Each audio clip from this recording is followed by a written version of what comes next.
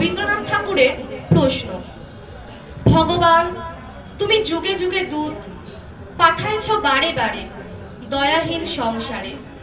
তারা বলে গেল ক্ষমা করো সবে, বলে গেল ভালোবাসো, অন্তর হতে বিদ্বেষ বিষ নাশো।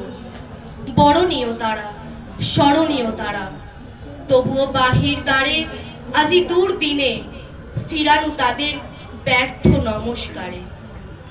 আমি যে দেখেছি গোপন হিংসা কপট রাত্রি ছায় হেরেছে নিঃসহায়। আমি যে দেখেছি প্রতিকারহীন শক্তের অপরাধে বিচারের বাড়ি নীরবে নিভৃতে কাঁদে। আমি যে দেখিনু তরুণ বালক উন্মাদ হয়ে ছুটে কি যন্ত্রণায় মরেছে পাথরের নিষ্ফল মাথা কুটে। কণ্ঠ আমার রুদ্ধ আজিকে, বাঁশি সঙ্গীত হারা। অমাবস্যার গাড়া লুপ্ত করেছে আমার ভুবন দুঃস্বপ্নের তলে। তাই তো তোমায় শুধাই অশ্রু জলে, যাহারা তোমার বিষাইছে বায়ু নিভাইছে তব আলো।